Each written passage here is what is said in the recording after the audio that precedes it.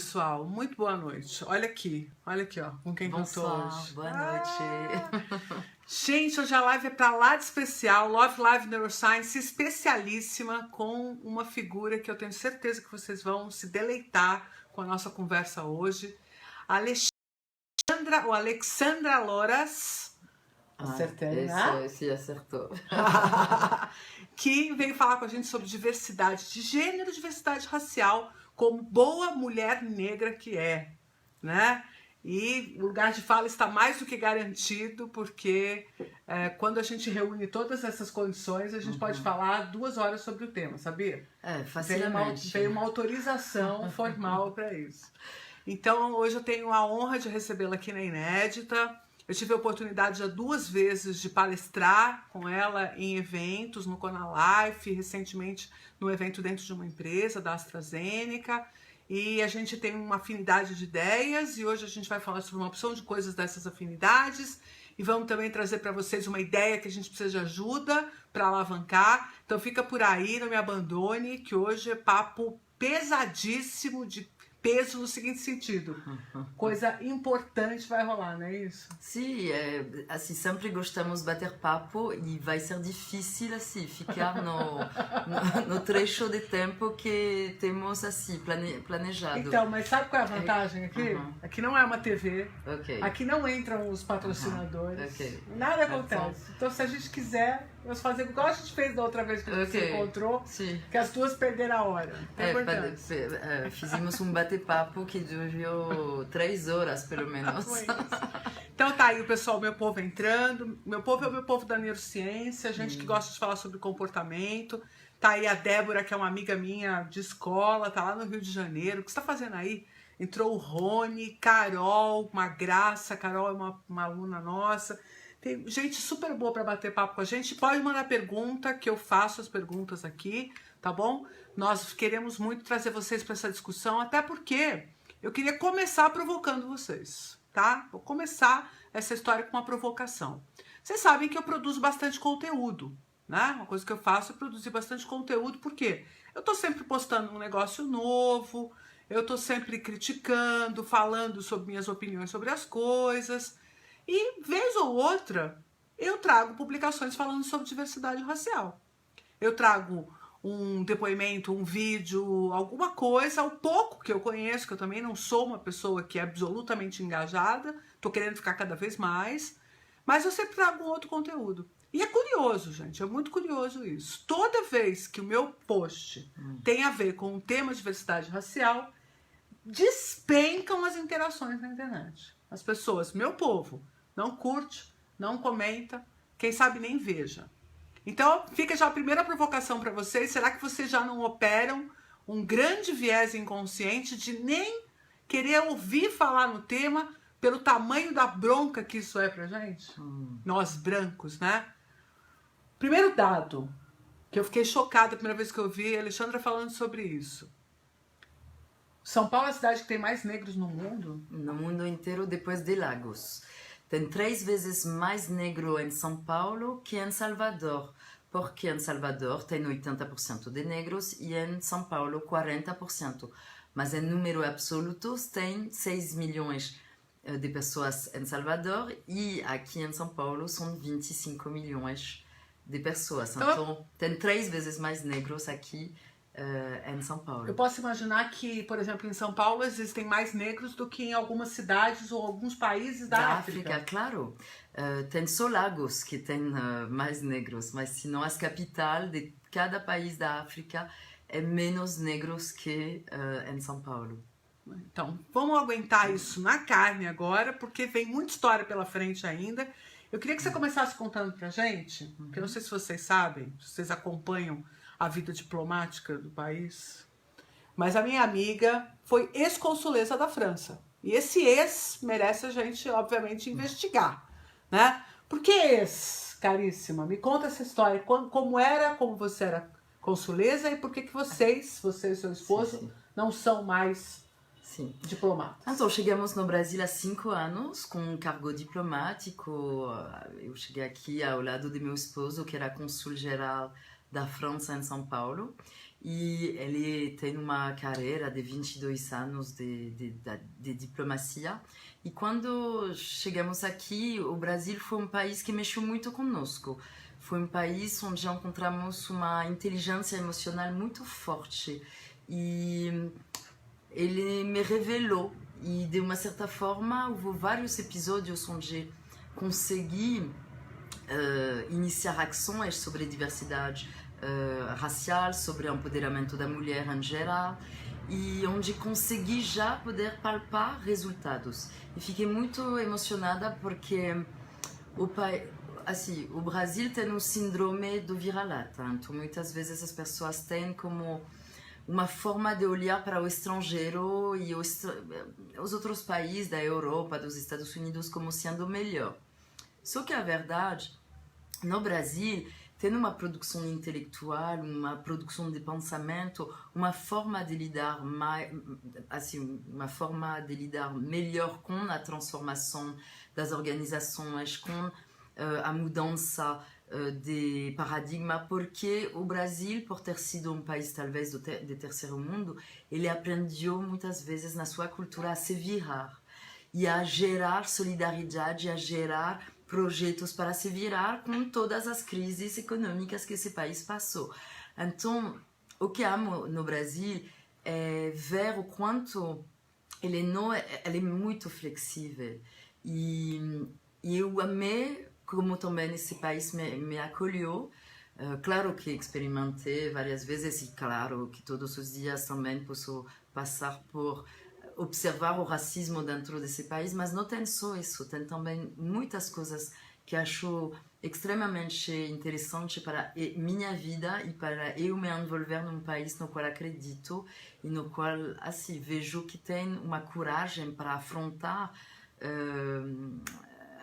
afrontar várias coisas, como a crise da confiança que vocês têm hoje nas instituições, na educação, na saúde, na política, na economia. Então, tem uma revolução acontecendo aqui no Brasil e vejo que a mudança está acontecendo aqui. Quero fazer parte, porque as feministas aqui no Brasil me inspiraram muito mais que a Simone de Beauvoir e a Frida Kahlo. Então, eu acho que é tempo também para o Brasil olhar para si mesmo e enxergar o quanto ele é talentoso, o quanto ele é inovador, o quanto ele é criativo, o quanto ele tem um potencial extremamente importante para se tornar um formador de opinião. E por isso que hoje decidimos deixar a carreira diplomática para continuar meu projeto da Protagonizo, que é um aplicativo que desenvolvi com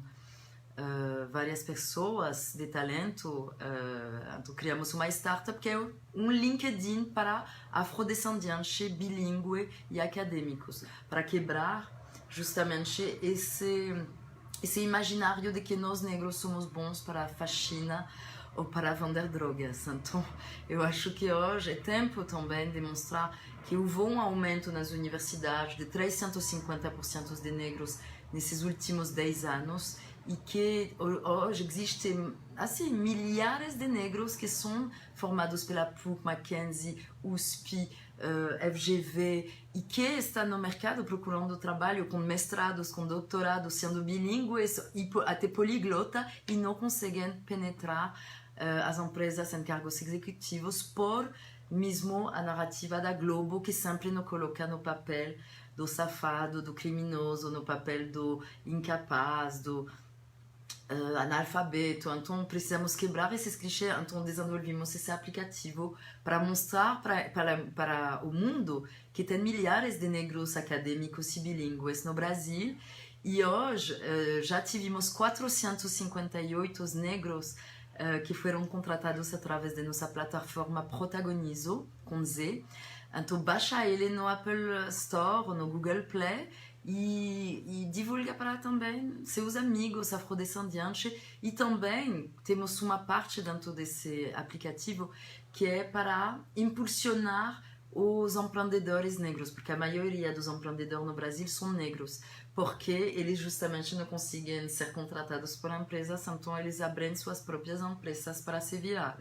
E então, mas como somos embaixo da pirâmide, é uma forma de impulsionar o black money. Então, os afrodescendentes, então, por exemplo, vou para vou organizar uma festa, preciso de um fotógrafo. Vou lá na Protagonizo contratar um fotógrafo negro. Preciso fazer uma reforma da minha casa. Vou lá para contratar uma arquitecta negra.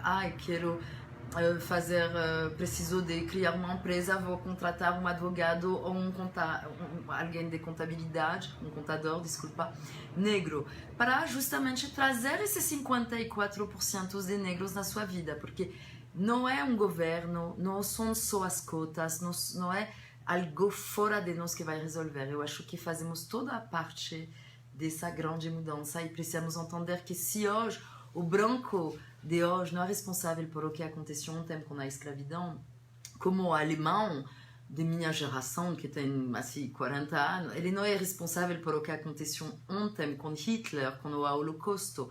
Então, mas somos todos responsáveis para reequilibrar, porque o branco ainda nasceu com privilégios herdados da escravidão, herdados da colonização. Então, precisamos enxergar que é um trabalho de todos nós, conjunto, para trazer essa mudança que queremos ver no mundo. O meu povo é muito fofo. Então a Dodge, que além de tudo é uma amiga pessoal, já botou o site lá para divulgar. Obrigada, Dodi. O nosso aplicativo. E aí tem uma coisa super legal, porque às vezes eu vou palestrar em empresa e obviamente questiono, né, a ausência de mulheres e de negros nas posições de liderança. E aí eu ouço às vezes as pessoas dizem assim, mas é que não existem essas pessoas qualificadas para serem contratadas. Então o protagonista é um cala-boca para essa geral, né?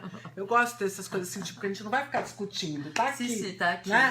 Não vamos entrar numa discussão. Muito bom. Sim. Mas me conta uma coisa, tem uma história para você sair da periferia de Paris, né? Sim, do gueto parisiense. Do gueto parisiense, quer dizer, você não nasceu consuleza, né? Não nasci.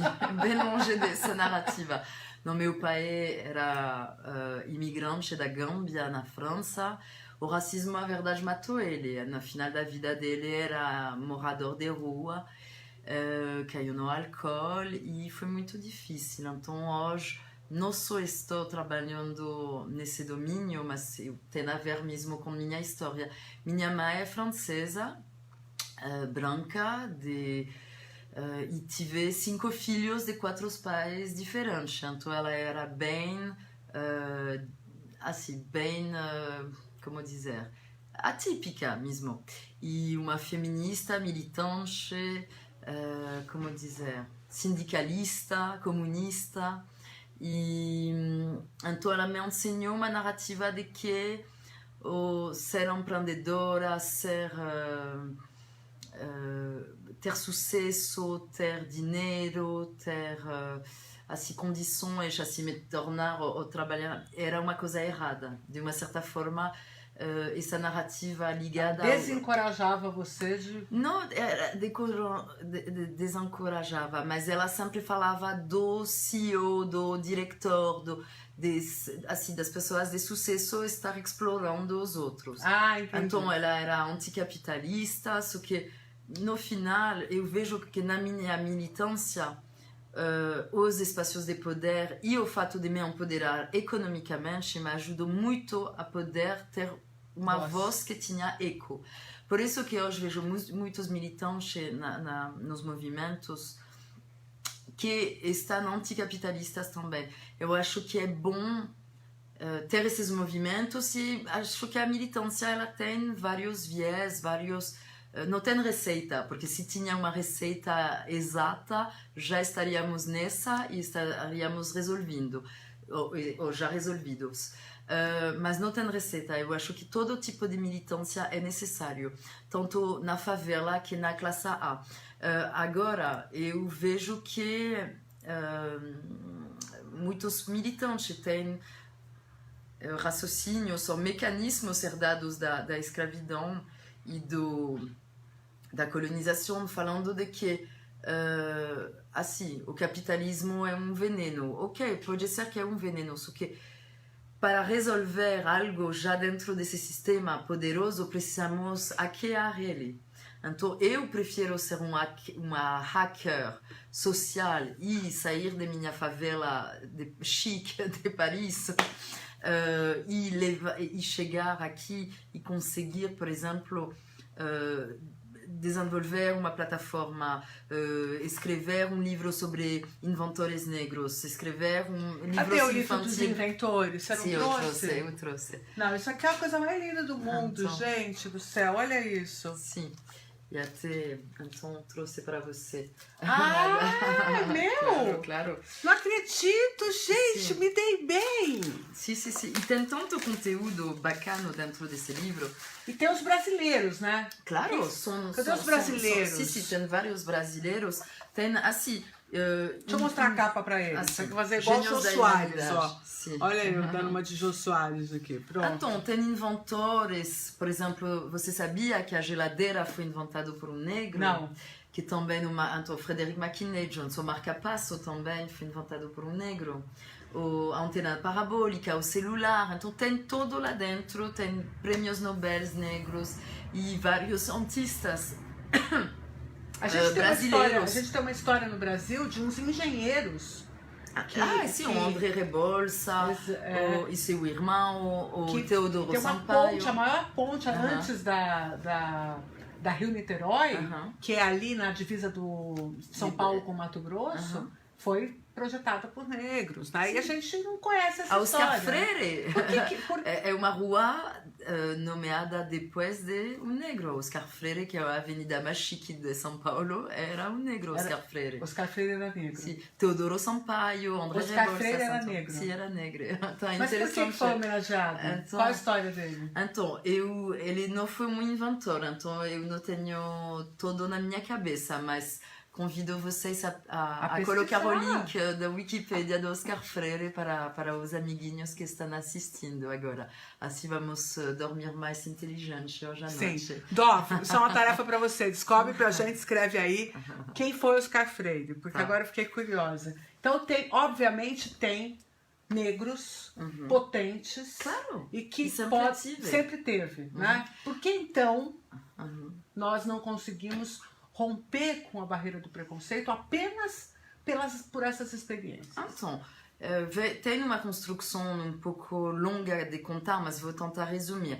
Basicamente, o Papa Nicolas V, no século XVI, foi ele que tinha a maior poder na Europa, muito mais poder o Papa católico que qualquer rei dos reinos da Europa.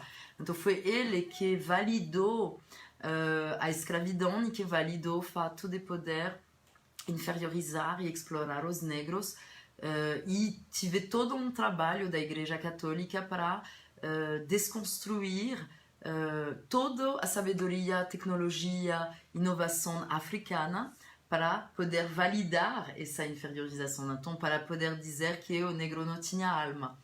E então os europeus católicos que iam nesses países roubavam também toda a tecnologia, inovação e ciência deles e colocando elas embaixo da ciência. Até hoje fica uma coisa muito absurda, muito sem fundamento sobre os faraós negros do Egito. As pessoas preferem acreditar que foram aliens, UFOs, como se chama? Aliens, UFOs.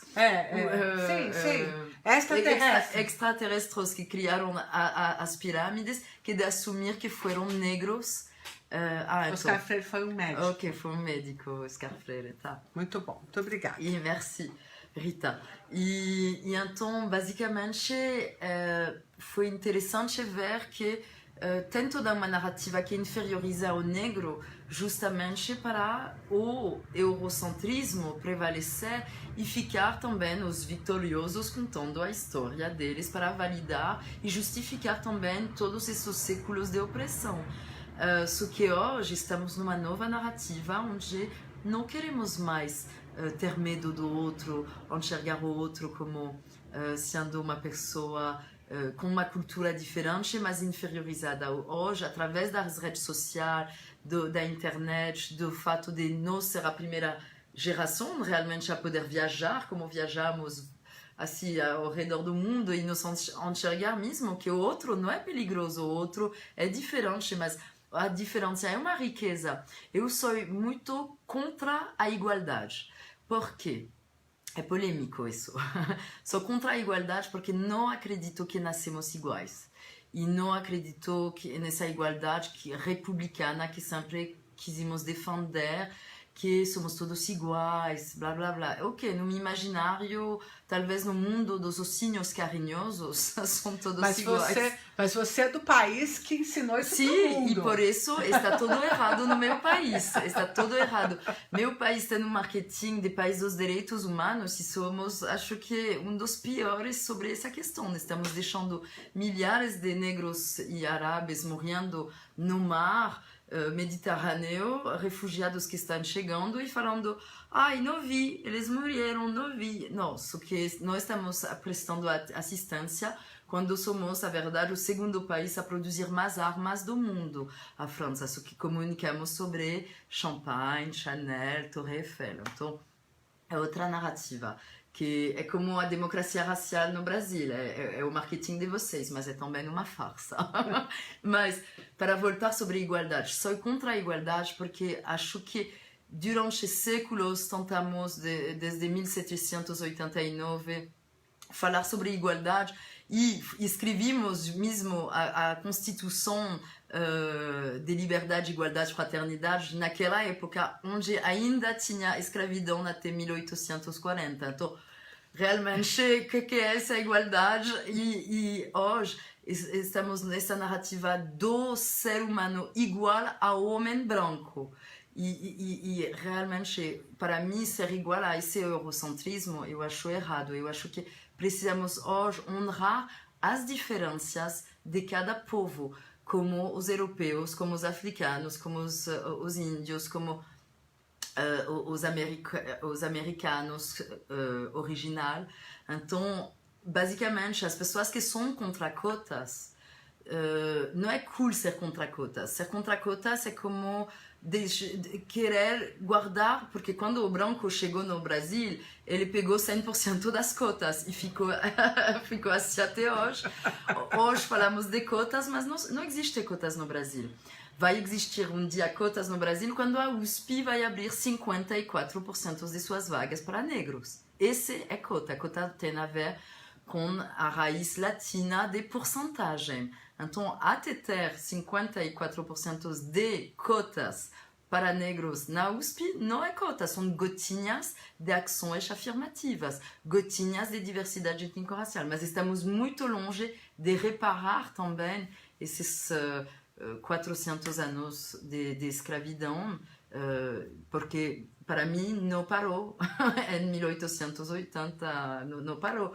Hoje temos reinventado uma forma de escravizar que é moderna, com o salário mínimo. Sim. O salário mínimo não dá dignidade para nenhuma pessoa para se desenvolver numa cidade onde os brancos têm oportunidade de pagar uma escola como São Paulo, onde é 8 salários mínimos por mês por uma criança de 5 anos. Então, como podemos falar de meritocracia quando uma pessoa que estuda na São Paulo e uma pessoa que estuda numa escola pública vão competir para entrar na USP? Eu acho que os países que têm dinheiro para pagar universidade particular deveriam deixar os lugares da USP para pessoas que pagaram impostos toda a vida, porque a USP ela é financiada por todos os brasileiros. Quando o negro ele compra margarina, quando ele compra leite, quando ele compra arroz, feijão, ele está colocando, não sei qual é o porcentagem de CMS, taxa. tem vários, tem 18%. É 18%. Então, cada coisa que ele compra, ele está investindo também nos impostos do país para financiar a USP. Então, as universidades federais deveriam estar em prioridade abertas para os pobres, para os pobres. Que a grande maioria são negros. Sim, né? sim. A gente poderia pensar na questão também do branco que por N razões, especialmente de São Paulo nordestino, também sofre diferentes discriminações e acaba ficando nessa categoria de pessoas sem acesso. Sim. Né? E a questão mesmo é a gente poder dar acesso. Né? Sim. Acho que essa é a grande questão. E isso, iniciamos isso também com o imaginário, com a formação da televisão. A Globo, ela é muito poderosa para formatar os comportamentos. E por isso que tenho muita admiração por teu trabalho, porque você consegue dissecar os comportamentos da sociedade com raciocínios científicos para comprovar mesmo o quanto o cérebro ele tem a potencialidade de focar em 8 coisas. Quando ele olha a televisão, ele vai raciocinar com 8 elementos. Então, por exemplo, quando uma pessoa olha uma novela e sempre enxerga o negro no papel da faxineira, na mulher negra hipersexualizada que rompe os casamentos dos lindos, simpáticos, brancos, ricos. Então, as pessoas são nutridas de uma narrativa extremamente negativa sobre negros, onde o negro é relatado na Cracolândia, na prisão, como safado, criminoso, pobre.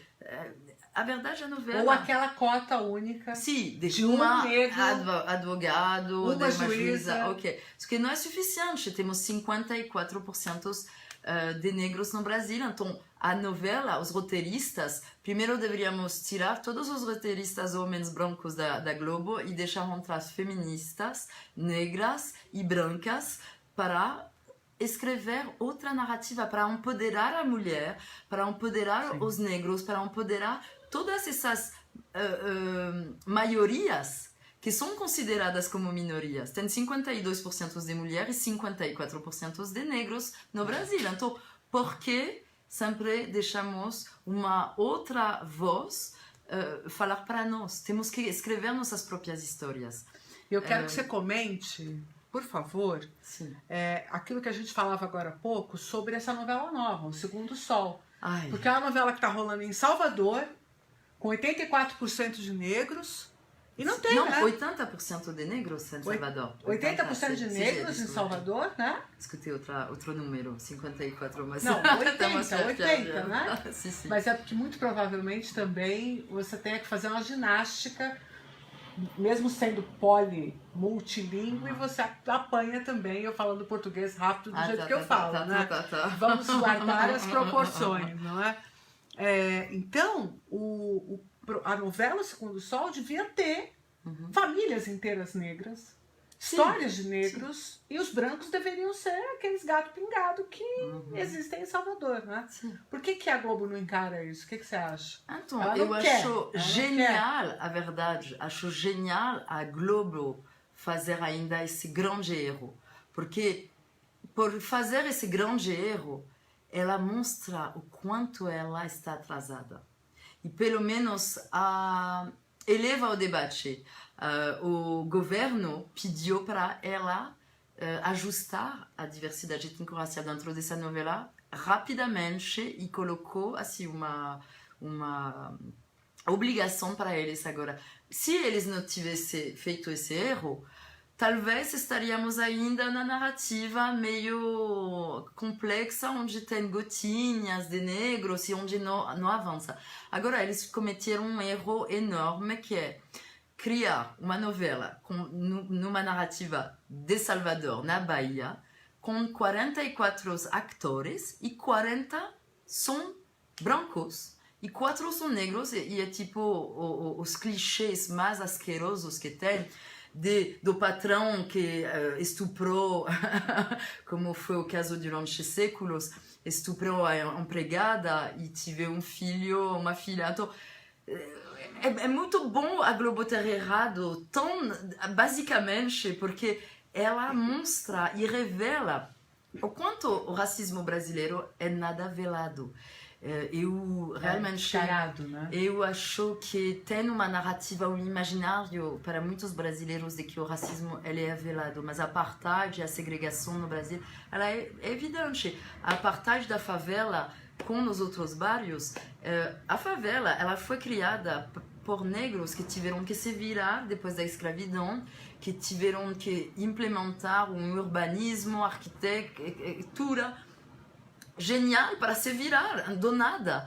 Mas não se vê todos os negros e brancos que morrem cada dia na favela por pegar uma bactéria do esgoto, por se eletrocutar com a instalação elétrica que não foi validada pelo Estado, por uma parede que caiu no meio da noite, por a estrutura ser mal feita. Então, quando eu escuto, mas as pessoas da favela não querem sair da favela... Né? Um incêndio que derruba um prédio, um incêndio que acaba com uma favela. Isso. Será que realmente, se deixamos as pessoas da favela morar em boas condições, depois de 6 meses, realmente podemos pedir para eles se eles preferem permanecer na favela ou eles querem viver com mais dignidade numa casa bem feita. Mas é que eles querem fazer trocas do tipo, eu vou te tirar do centro de São Paulo, onde você trabalha, onde você tem seu entorno, onde seu filho estuda, e vou te levar lá para a periferia, num lugar onde você não vai nem poder sair,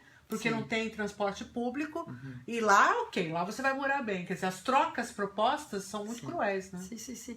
E acho que a Globo, de uma certa forma, ela revela esse racismo tão preso na cultura brasileira. E hoje vejo, por exemplo, entrar numa loja de brinquedos, e convido vocês a fazer esse exercício amanhã, entrar em qualquer loja de brinquedos e tentar contabilizar quantas bonecas negras tem, quantos super-heróis tem, quantos protagonistas de Lego, de Playmobil tem, no país que tem a maior população negra do mundo depois da Nigéria, que é o Brasil. Então, não é só a criança negra que não se vê representada, mas é também nós, o sistema, que educa as crianças brancas a se tornar racista desde o início, porque eles não vão ter 54% de seus brinquedos com nossa linda cor da pele, para aprender a mexer conosco no papel do super-herói, no papel do protagonista da Barbie e tal, e brincar com 54% de negros nos brinquedos deles. O videogame já é racista, os filmes infantis, os desenhos animados. Imagina, no Brasil não existe nenhum desenho animado com protagonistas negros. Vai acontecer pela primeira vez em 2018, que é a Sarah e sua turma, mas até hoje não houve uma produção brasileira com protagonistas negros. Eu fui palestrar várias vezes na Turma da Mônica para trabalhar com os roteiristas e contando assim, esses mesmos tipos de raciocínios. Fiquei muito feliz quando eles criaram uma família negra oscura com cabelo crespo. Então, hoje vejo, eles fizeram uma nova edição de Jeremias com um tom de pele que não é marrom acinzentado como eles faziam no passado. Eles criaram em 60 anos mais de 400 personagens na Turma da Mônica e 5 deles eram negros. E sempre assim, o amiguinho, o pelezinho, assim, sempre nos estereotipos que, assim, é absurdo num país tão diverso ter pouquíssima diversidade. E nenhum tinha o cabelo crespo, todos tinham o cabelo alisado. Então, eu fui fazer esse trabalho, houve uma melhorada, até parabenizar a Mônica por ter também no final dos e-mails, agora ela tem uma menina negra e uma menina branca na assinatura da Turma da Mônica, acho muito legal, só que ainda não é 54%. Então temos um longo caminho ainda e convido vocês a escrever para a Turma da Mônica também, para a Globo. Hoje é isso que temos que entender, é um trabalho de todos nós. Então, se hoje todos vocês que estão assistindo se colocam ao serviço dessa causa para reequilibrar, que é para vocês tomar 10, 20 minutos de sua vida para escrever para um cenarista da Globo de que você acha que não tem bastante representatividade étnico-racial na novela ou no desenho animado dele. Hoje, através do Twitter, do Instagram, do Facebook, do LinkedIn, você pode atingir quem você quiser na televisão. Então, olha, quando você olha um filme, pausa e olha os números dos diretores, escreve... Vai no LinkedIn, colocar a palavra Globo, procura pessoas que trabalham na Globo e escrevem para eles. Eu realmente me preocupo como branco de não ver 54% de negros na narrativa das novelas.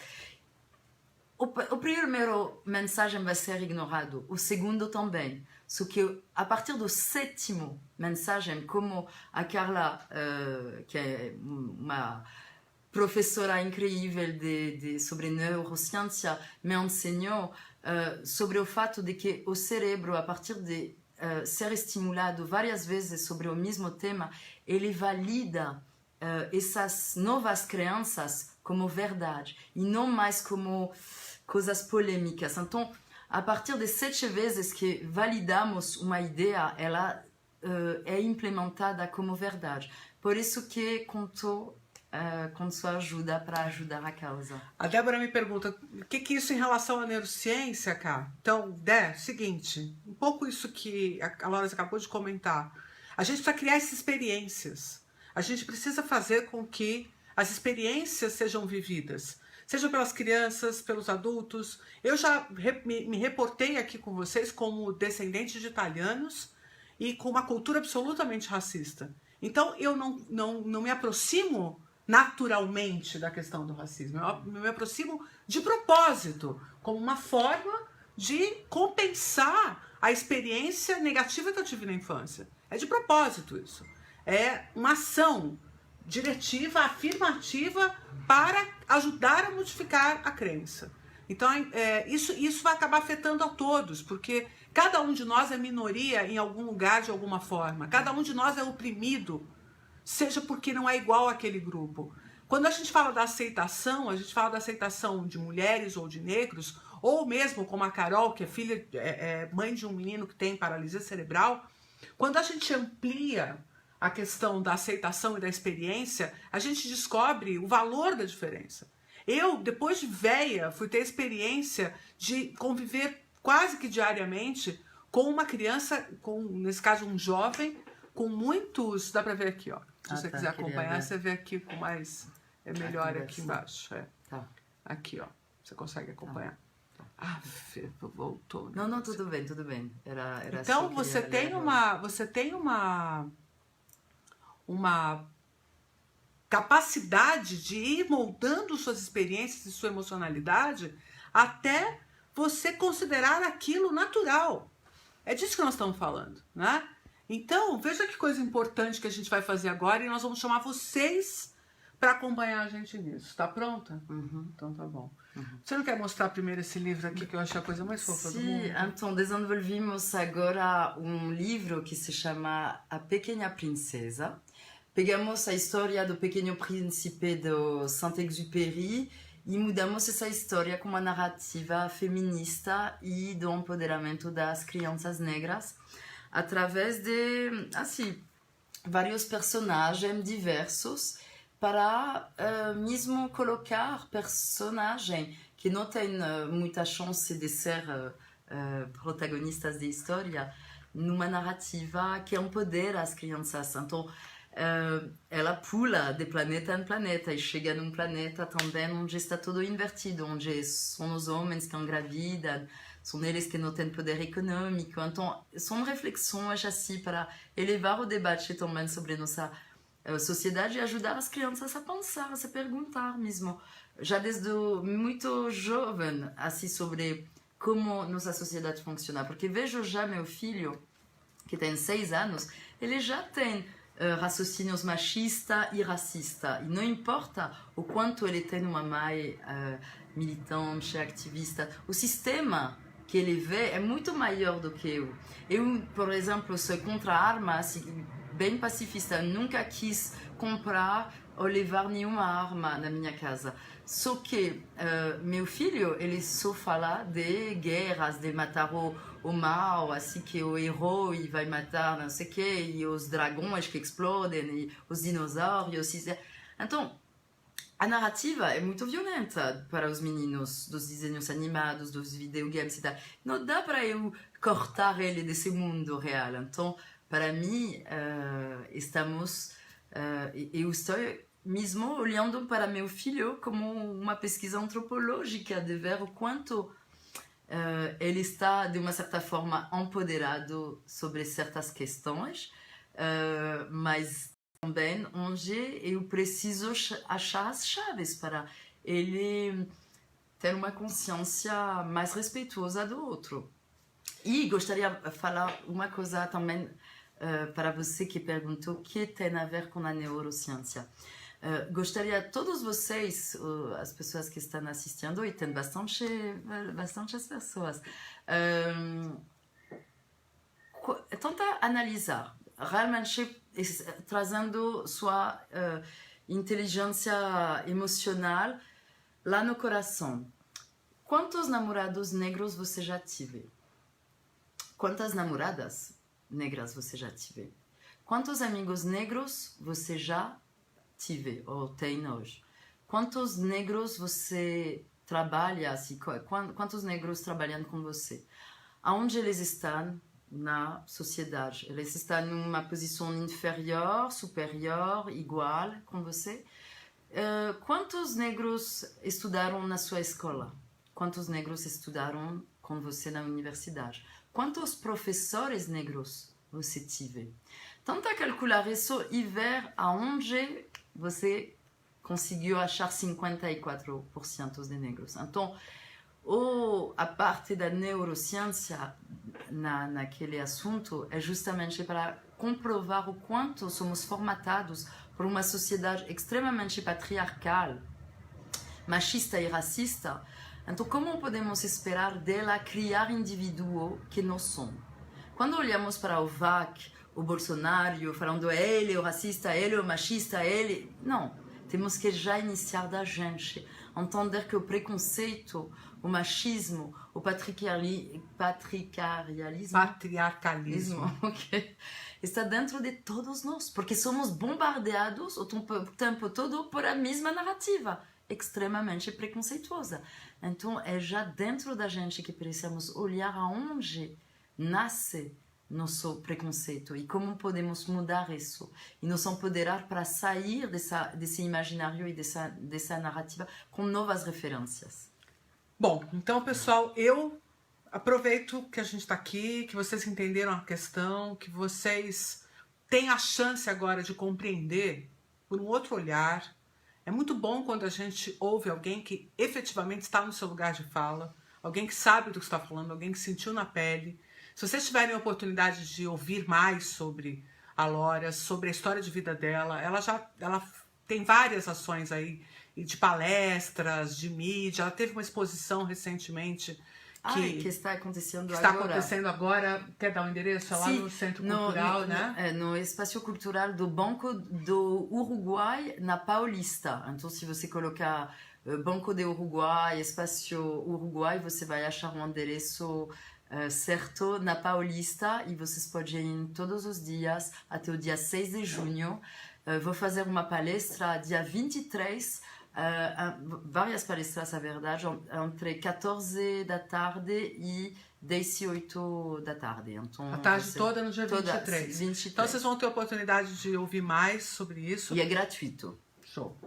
E eu queria, na verdade, lançar com vocês. Eu queria apoio. Na verdade, eu vim aqui pedir apoio. Eu tenho, obviamente, uma embaixatriz para essa campanha. Já tem nome e sobrenome. Mas eu preciso muito que as pessoas que realmente podem fazer coro comigo façam esse coro.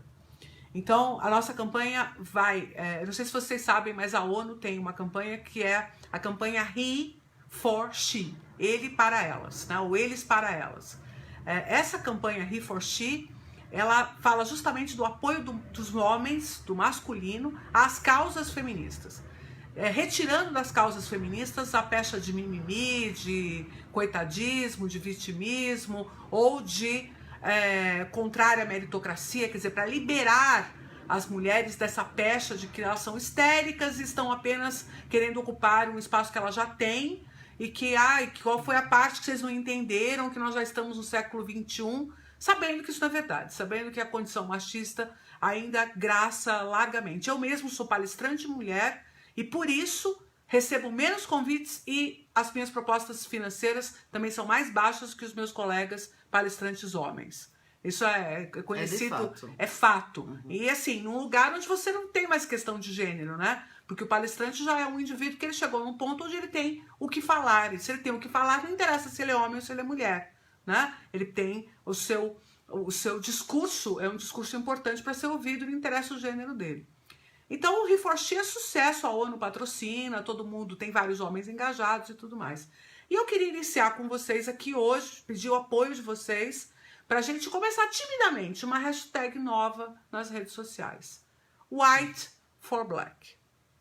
Toda vez que você fizer uma ação, toda vez que você puder postar um conteúdo, toda vez que você fizer uma ação afirmativa, de pegar, por exemplo, um aplicativo ou de contratar os serviços de um profissional negro, todas as vezes que você puder dar a uma mulher ou um homem negros oportunidades diferenciadas, todas as vezes que você tiver a oportunidade de modificar o jogo, você conta essa história e posta lá na hashtag White for Black para mim. Vai fazer esse favorzaço para mim.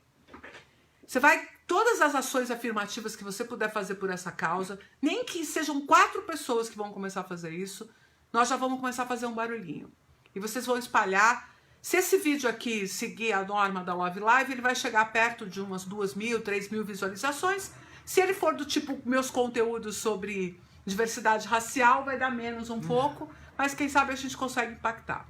Hoje eu não tô fazendo jabá da inédita, hoje eu não tô fazendo, só quero que vocês usem essa hashtag cada vez que vocês se lembrarem que nós brancos somos os indivíduos que têm maior chance de mudar o jogo. Os negros, toda vez que eles falarem da sua própria causa, vão ser acusados de estarem advogando em causa própria. Assim como as mulheres são acusadas de advogar em causa própria quando defendem o feminismo. Se nós brancos defendermos a igualdade ou a equidade racial, porque não é exatamente a igualdade, é condição igual. Condição igual significa equidade. É você dar as condições ideais para que pessoas que tenham menos condições cheguem no mesmo lugar daquelas pessoas que têm mais condições. Que você não obstaculize a vida do negro. Muito pelo contrário, que você proporcione condição dele evoluir, dele estar junto, para e passo. As nossas ações aqui da Inédita, por exemplo, hoje nós temos 2 ou 3 funcionárias, mulheres, que são negras. A gente tem várias, e eu quero mais do que isso. Tá? Eu quero, na verdade, que sejam maioria. Eu quero que a Inédita tenha essa cara meio esquisita, que vai todo mundo achar estranho. Como eu contei para vocês sobre o menino que na África do Sul achou esquisito no restaurante brancos e negros juntos. Um brasileirinho chega na África do Sul e acha estranho a presença de negros num restaurante. Por quê? Ele vive num país que tem 54% de negros e ele não vê os negros no restaurante. Então a gente precisa ficar claro, né, que isso é importante da gente estruturar.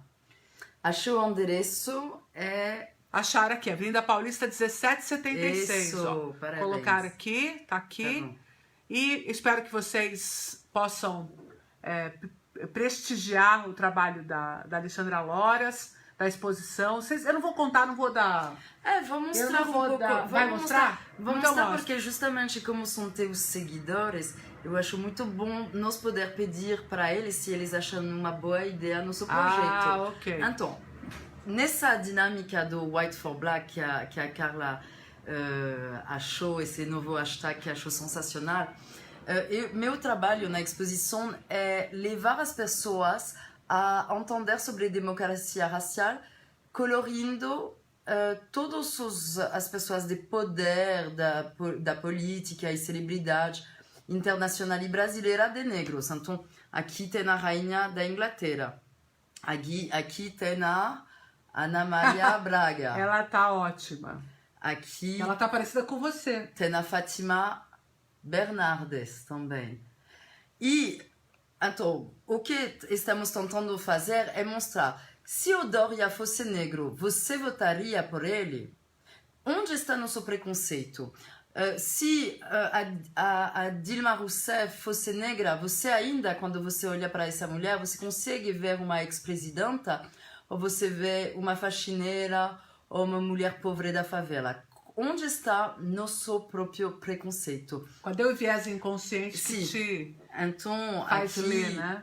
o Temer, assim, será que ele estaria onde ele está hoje se ele fosse afrodescendente? E assim, comecei a fazer. Aí eu vi Será que o VAC, fiz o VAC O também, próprio. ele teria falado essa besteira sobre negro se ele fosse negro? Não, claro que não.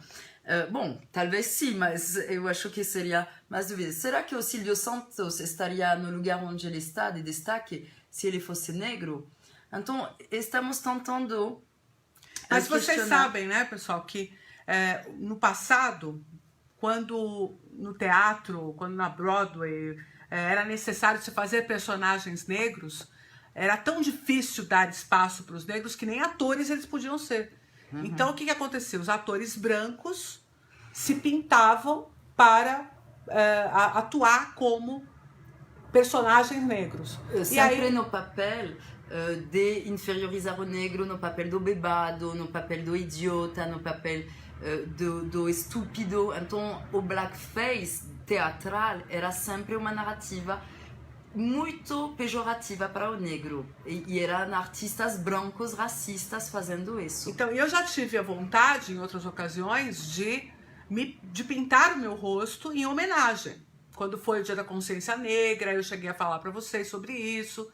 E todo mundo me desencoraja por causa dessa história do blackface. Mas eu pedi para Alexandra desenhar, fazer a minha, porque são obras dela, fazer a minha. E ela está absolutamente reticente, com o receio de que eu vá sofrer represálias por causa disso, etc e tal. Então, O que vocês acham? Coloca na hashtag eu quero a Carla, eu quero a Carla preta. Ok.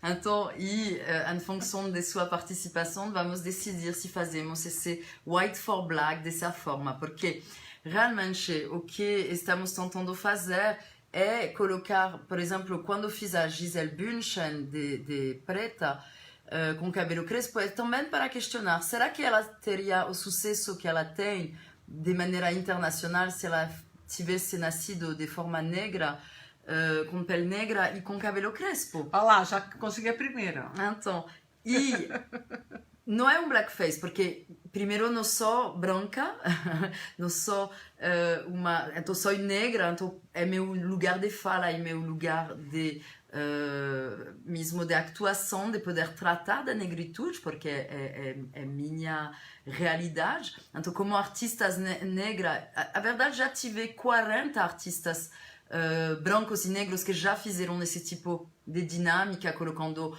a Mona Lisa do Louvre com cabelo crespo, de negra, o Napoleão. Então, só que ninguém jamais chamou eles de blackface. O que aconteceu comigo é que sou uma mulher, então eu acho que ali tinha uma coisa de me atacar por ser mulher, e então tinha uma interseccionalidade de fato, De preconceito, né? E ser uma mulher negra, porque assim, tive vários artistas, vários artistas de várias etnias que já fizeram um trabalho bem similar e nunca foram chamados ou criticados de blackface. E o que eu quis fazer mesmo é trazer uma narrativa extremamente estética, bonita, linda, para ennegrecer esses personagens, para convidar as pessoas a pensar o mundo ao inverso. Agora vou fazer essa pequena dinâmica que faço nas minhas palestras. Agora, colocar-se num lugar de empatia e de compaixão profunda, imaginando o mundo ao inverso. Como seria um mundo ao inverso, onde tudo o que fosse feito pelos negros fosse considerado lindo, inteligente, maravilhoso, superior intelectualmente, superior esteticamente, e que toda a narrativa dos livros didáticos fosse só com negros? Então, os inventores, os cientistas, os revolucionários, os políticos, todos fossem negros. E quando você abre a televisão, a narrativa dos desenhos animados tem só protagonistas negros. Todas as princesas da Disney são negras, e os príncipes, rainha, rei, são todos negros. E não mestiços, negros mesmos, bem escuros. E quando você olha a novela, a mulher branca é sempre a faxineira. Ou a mulher amante que destrói os casamentos dos ricos negros. E o homem branco é sempre o safado, o traficante de droga e o criminoso. E, dentro dos livros didáticos, a narrativa do branco só conta que ele nunca fez nada, ele só foi escravizado. Como seria esse mundo para você? Não seria cruel? Não seria absurdo? Não seria chocante? Pois é. Então, minha proposta dessa exposição não é machucar o negro sobre o blackface. Minha proposta é adressar ao branco, tentar imaginar o mundo ao inverso para ver se realmente estamos numa democracia racial. E convidar o negro a enxergar que, se em Salvador tem 80% de negros, por que o prefeito é branco? Por que o governador é branco? Porque o negro também tem dificuldade de votar para ele mesmo. O negro tem dificuldade de ver outros negros no poder. E por isso que a ministra Luiz Linda, a deputada Tia Heron, assim, várias mulheres como eu somos massacradas muitas vezes nas redes sociais por mesmo muitos negros ter dificuldade de ver mulheres em lugares de atuação. Só que a verdade, o lugar da mulher negra é onde ela quiser, que seja no PT, no PSOL, no PSDB, aonde ela quiser. A verdade, ela precisa estar em todos os espaços para actuar, educar, infiltrar todos os espaços de poder para reeducar as pessoas e estar lá presente para trazer essa mudança que queremos no mundo. E acredito muito que, por exemplo, quando vejo essa coisa do PT, que é o único salvador do povo negro, ok, o PT deixou assim, 20 milhões de famílias negras sair da extrema pobreza para a pobreza. Mas onde tive 54% de negros no governo? Onde vimos 54% de negros no Senado, no Congresso, nos boards executivos das empresas públicas brasileiras? Onde estava esses 54% de negros? Sempre temos migalhas, tivemos uma em cada espaço. Então, olha, eu fui conselheira do Instituto Lula por vários anos, encarregada dos assuntos da África. Então, não estou pegando nele só, estou pegando em todo o sistema que nunca colocou 54% de negros em todos esses espaços de poder. Então, acredito muito que temos que estar presente em todos os espaços e que, para ser uma verdadeira militante sobre a causa negra, não precisa estar na quebrada, morrendo de fome na favela para ser realmente engajada. Eu acho que a militância, ela é diversa e ela precisa se expressar em várias camadas da sociedade, porque o racismo do qual eu sofro na elite brasileira, ele não é gourmet. E muitas pessoas falam que o racismo do qual eu sofro é gourmet. Não, entrar em vários espaços, por exemplo, no Clube Pinheiros, quando era sócia, eu uma vez esqueci minha carteira e a mulher da entrada, eu passei meu passaporte diplomático, ela me olhou e falou: você é acompanhante dele, falando do meu filho. Eu falei: não, sou sócia. Não, mas você é acompanhante dele. Eu falei: não, sou sócia.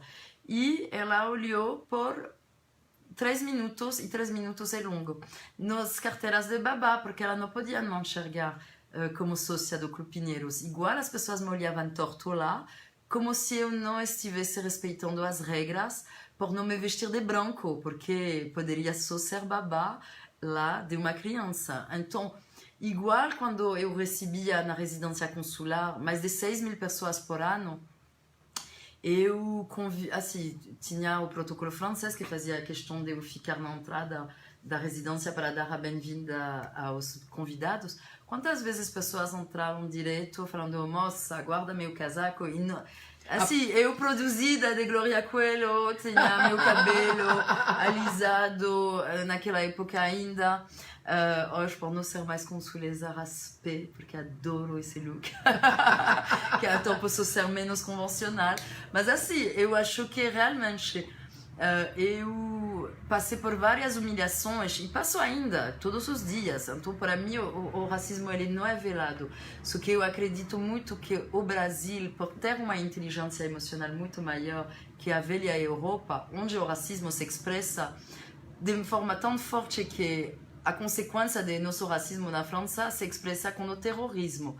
Então é muito pior de uma certa forma. Pega mais pesado, né? Mas é mais aberto. No Brasil eu vejo também que tem uma forma de mudar isso, e acredito muito nesse país, por isso que escolhemos permanecer aqui. Então seja muito bem-vinda no nosso país. Merci. No que couber a mim, vou continuar usando um pouco de voz que eu tenho para falar nessa questão. Quero chamar vocês a, de fato, pensarem nisso, pensarem de que forma vocês podem contribuir. Eu quero chamar a atenção, por exemplo, para iniciativas como essa, da International School, que tem a Linda como uma das protagonistas. Não é que tipo tem vários e tem a Linda que é a cota de menina negra. Não, a Linda é a menina da International School. Então a menina da International School é negra, é a única, não tem uma outra, ela é a protagonista.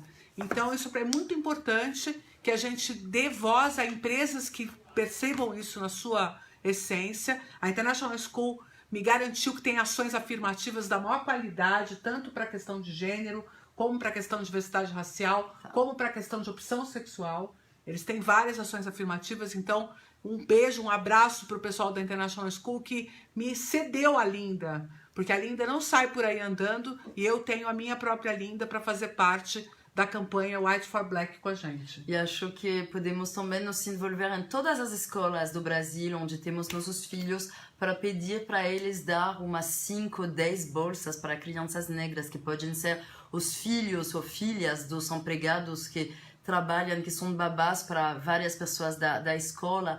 Então podemos mesmo iniciar uma conversa sobre esses assuntos, se realmente essas escolas querem se engajar, para também trazer uma vivência já desde o início, e não só cotas na universidade, mas cotas já dentro das escolas particulares. E outra coisa que gostaria muito de responder para o Dodi, para Dodi, sobre o fato de que você acha que o racismo existe em ambos lados. A verdade, não existe racismo reverso. E convido vocês a procurar assim, textos científicos que mostram que, a verdade, o racismo ele só vai por um lado. O racismo que você enxerga como reverso, ele não se chama de racismo, ele é um preconceito ligado às consequências de um opressor que está no nível de poder, no nível da narrativa, no nível da opressão sobre outros grupos, que, por mesmo ser vítimas de um sistema extremamente opressivo e inferiorizante, gera consequências de respostas. Mas se, por exemplo, você foi chamada de quais são as coisas de branquela, tem branquela, quais são os outros, cara de palmito, então, tem isso, não tem, aguada. Então, não tem assim, uma coisa. Não está ali contido uma ofensa grave, né? E nada a ver com alguém chamando uma pessoa negra de macaquinha, de crioula, de... negra assim, mesmo, né? Então, a própria palavra negra, ou denegrir, judiar. Então, tem palavras extremamente preconceituosas que mesmo a palavra negro em francês, na Europa também em inglês, é totalmente considerada como crime. É proibida usar a palavra nigger, negre, e toda essa raiz latina da negação, negar. Então, do ponto latino e do ponto da história ligada, eu acho que essa conversa ainda não entrou no Brasil sobre negro, preto e outras formas de chamar o afrodescendente com dignidade, mas olha, vamos tomar um assunto cada vez. Eu acho que o que quero compartilhar, Dodi, é mesmo como você pode também enxergar que tem mesmo os negros que têm problemas com outros negros por justamente eles ser vítimas de uma narrativa extremamente inferiorizante. Então, o próprio negro enxerga o outro como inferior. Então, tem mecanismos tem também vídeo, herdados. Tem um vídeo lindo que você usa nas suas palestras mostrando a impressão que as meninas negras têm sobre as bonecas negras. Sim. Elas dizem que a boneca negra é amar, que, né, que ela não quer brincar com a boneca negra. Quer dizer, ela não se percebe. Aos 5 anos já. Com 5 anos de idade. 85% das crianças negras não querem brincar assim, bonecas. A verdade não é que não querem brincar. Essa pesquisa coloca uma boneca branca e uma boneca negra. E o pesquisador pergunta qual é a boneca mais bonita a feia, etc. E 85% da criança negra de menos de 5 anos escolhem a boneca branca como a linda e a boazinha e a negra como a feia e a mau. Essas são consequências de uma sociedade extremamente racista que estamos tão acostumados a essa narrativa eurocêntrica que até nem questionamos por que tem tantos loiros na propaganda. No Brasil, realmente, quase não existem loiros verdadeiros. Conta só a história das revistas de moda, da Vogue, não foi? Sim, tem 3% de loiros adultos verdadeiros no mundo. Então, se as mulheres brasileiras escolhem se pintar de loiro, é também por status. E tem a ver também com a narrativa herdada do eugenismo usada pelos nazistas. A narrativa do ariano sendo superior, que foi toda uma mentira científica, que não era mesmo baseada sobre ciência, mas ela perdoou e ela continua nas revistas. Tenta realmente comprar uma revista essa semana e ver quantas loiras tem, quantos negros tem, para realmente enxergar o quanto nós estamos falando da mesma coisa. Então, vou mostrar. Fizemos uma foto o ano passado com a Paola Bragança de Orleans, que é a tartaraneta da princesa. Nossa princesa, né? A princesa. Assim, a tartaraneta da princesa Isabel. Eu convidei ela a se vestir de empregada doméstica para servir 5 negras. Essa imagem, ela foi a mais criticada de 2016. Recebemos milhares de comentários racistas de brancos como de negros. Realmente muito incomodado com essa imagem. E a verdade não era para gostar dessa imagem. Era mesmo para provocar uma conversa, um debate. Então era esse tipo de... Foi um ensaio, né? Foram algumas fotos. Foi um ensaio para a Vogue. Só que essa imagem conseguiu trazer? Depois primeiro chegamos finalistas do Prêmio Globo com essa foto de jornalismo, porque realmente foi uma foto que incomodou muito. E no final não ganhamos, mas já chegamos finalistas. Agora, 2 anos depois, houve um aumento de 16% de mulheres negras nas propagandas e nas publicidades nas revistas femininas brasileiras. E claro que a Vogue ela tem um poder de formatar inconsciente, porque é a maior formadora de opinião, muito mais que a Folha ou o Estadão. A Folha e o Estadão têm um dia de vida, o dia seguinte jogamos no lixo. Mas a Vogue ela permanece em ambiente onde no dentista tem, no cabeleireiro tem, no médico tem. E é lido por a faxineira até o CEO. Então, ela formata. E vi militantes me criticando, falando: mas qual mulher negra tem o poder de comprar a revista Vogue? A verdade, tem milhares. Só que também não é só para as mulheres negras se ver lá, é também para as mulheres brancas nos ver high, cool, chic, poderosa, empoderada, numa narrativa extremamente linda, produzida pela Vogue, como formadora de opinião e de tendência. Então, claro que a mulher branca, por nos ver mais e mais dentro da Vogue, ela vai também nos respeitar e nos enxergar muito mais em todos os papéis do espectro da sociedade, que são o papel da madame clássica que tem só negras na sua casa para limpar o chão.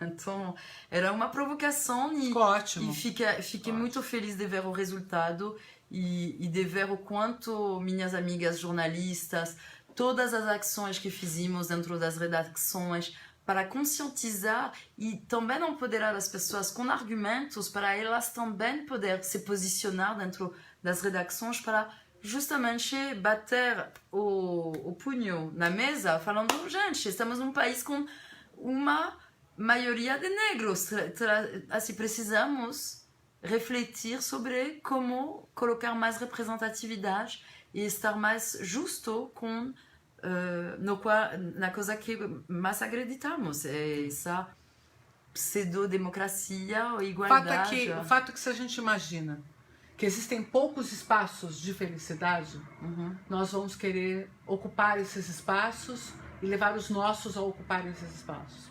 Porém, isso não é verdade, não existem poucos espaços de felicidade.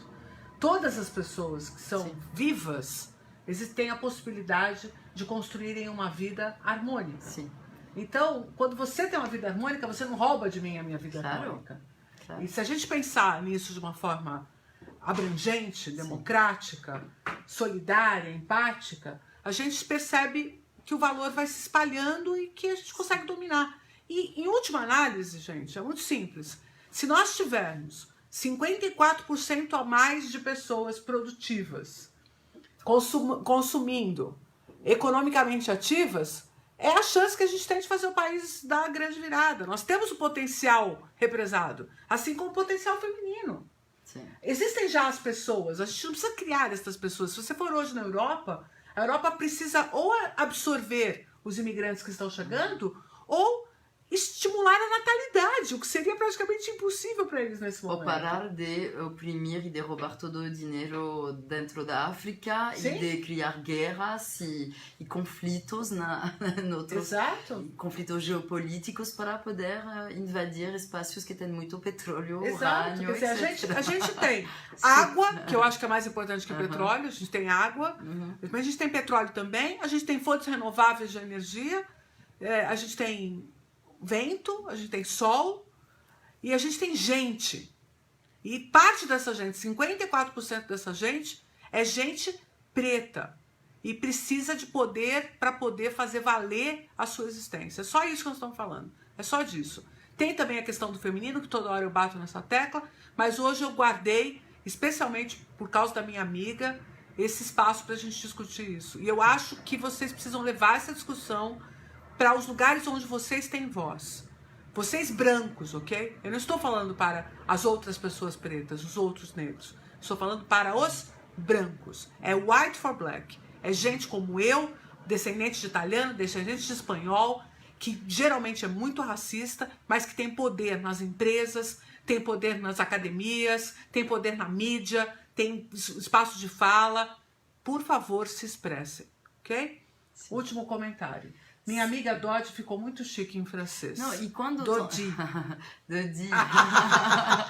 Não, quando... Obrigada, Dodi, por os seus comentários também. Olha, eu acho que também quando o homem branco tem medo de dividir o bolo, porque basicamente se ele precisa abrir mão do espaço de poder para deixar negros e mulheres entrar, ele vai ter menos poder, só que não. Quando tem um bolo e tem que dividir ele em pedaços, a verdade hoje, estamos numa época onde podemos criar um monte de bolos, multiplicar os bolos para que cada um possa ter pedaço. Não tem só um bolo. Estamos numa época onde nunca tivesse tanta abundância e prosperidade. Então hoje, assim, nós vivemos numa tônica de concentração de poder e concentração de renda. Claro. Eu estive no evento na Faculdade de Direito na segunda-feira e o rapaz me perguntou assim, por que você acredita que a inteligência artificial não vai roubar os empregos? É o seguinte, ela até pode vir a roubar tempo de trabalho, mas se eu pudesse ganhar a mesma coisa que eu ganho trabalhando menos, eu ia gostar. É que o modelo de negócio geralmente favorece o poderoso e faz com que a gente concentre a renda. Então, ao invés de eu pegar uma pessoa que vai poder produzir o mesmo tanto na metade do tempo e manter a remuneração dela pela produção dela, não, eu vou querer pagar ela apenas pelo tempo de trabalho e não pela produção. Então, o jogo é esse, essa é que é a conta errada. Porque todo mundo ia gostar de trabalhar 4 horas por dia. Como você Claro. tem países baixos, você tem Aham. Dinamarca e tal, que tem uma realidade de trabalhar de 4 a 6 horas por dia. Sim. Acho Porque tem que prosperidade e porque tem multiplicação no bolo, né? meu maior sonho, e convido vocês a se juntar comigo se é um sonho que fala com você, é poder criar um aplicativo que possa registrar e cadastrar todas as iniciativas mundialmente que deram certo. Por exemplo, tem uma etnia na África que quando uma pessoa do grupo comete um crime, eles colocam essa pessoa no centro da comunidade e eles, durante dias e noites, eles cantam e falam para essa pessoa tudo o que eles amam sobre essa pessoa, para essa pessoa voltar na sua essência.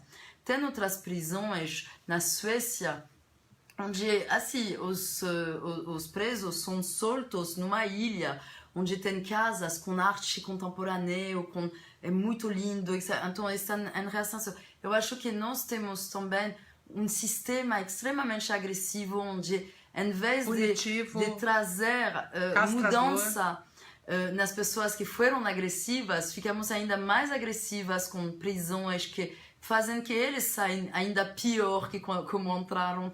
Então, temos que enxergar também país como Singapura, onde tem 2 homicídios por ano. Como eles conseguiram chegar a essa paz? Como também na Suécia, na Noruega, os salários das mulheres estão iguais ao dos homens. Como Ruanda conseguiu, depois de um genocídio de milhões de pessoas, se tornar o 4º país mais rico da África, com 64% de mulheres no poder, no Congresso. Então, como essas coisas deram certo? Como também em vários países como Cuba, onde tem 0% de analfabetismo, onde a maioria das pessoas tem doutorado, tem mestrado, de alto nível, numa sociedade extremamente pobre, mas onde todos têm uma capacidade intelectual enorme. Como podemos cadastrar todos esses lindos projetos para trazer mesmo um conhecimento de tantos outros povos? Porque hoje a arrogância eurocêntrica ainda está achando que ela está criando sustentabilidade. Quando, na verdade, as aldeias da Amazônia ou os povos da etnias da África estão vivendo há séculos na sustentabilidade. Então, deveríamos ir estudar eles e ver como eles fazem. Por exemplo, vejo na fazenda Catuçaba, de meu amigo Emmanuel Rangad, ele criou uma oca que foi feita por índios, assim, pessoas não sei se eram Tupi-Guarani, mas eram índios da Amazônia, e eles vieram e fizeram essa oca de 150 metros quadrados em 3 semanas. Então, por que temos que pagar 25 anos de um crédito de uma casa quando é possível construir uma estrutura extremamente bem feita em 3 semanas? Sustentável, eu também, isolamento térmico provável. E aprendi a fazer cimento e aprendi a fazer cimento e construir uma parede de tijolo numa manhã na comunidade Surstempel, perto de São Paulo, e fiquei chocada de ver, e tinha meu filho nas minhas costas naquela época, que era ainda um bebê. Eu me di conta que era capaz de criar essa parede e faltava outras 3 paredes para criar uma casa e um teto. Então, me di conta de que muitas vezes essa sociedade nos tira nossos talentos, nosso potencial, nossos talentos. Para nos submeter ao mercado e à necessidade de e deveríamos poder trabalhar onde queremos. Então, gostaríamos muito refletir sobre uma sociedade onde você não é contratado por uma empresa, mas você vai trabalhar nessa empresa por 2 anos de graça, para aprender e colocar sua sabedoria dentro dessa empresa, e ela pode depois escolher assim. Mas a sociedade estaria muito melhor, porque eu, por exemplo, adoro trabalhar no meio do cimento, de construção, de obras e com o pó adoro isso. Só que nunca tive a oportunidade de ser arquitecta ou chefe de uma produção de criação de um imóvel. E não era meu sonho. Só que quando reformei várias casas, apartamentos, eu amei. Eu me descobri uma paixão lá. Só que acho que temos milhares de talentos que temos que não sabemos, nem descobrimos porque não conseguimos mexer. Mas estou segura que se as empresas dessem a oportunidade para cada jovem poder vir trabalhar de graça durante 2 anos para aprender o mundo da empresa, para poder colocar seu talento a serviço das empresas, cada um poderia ir naturalmente onde a paixão, onde o talento dele está. E as organizações e o mundo viraria muito melhor.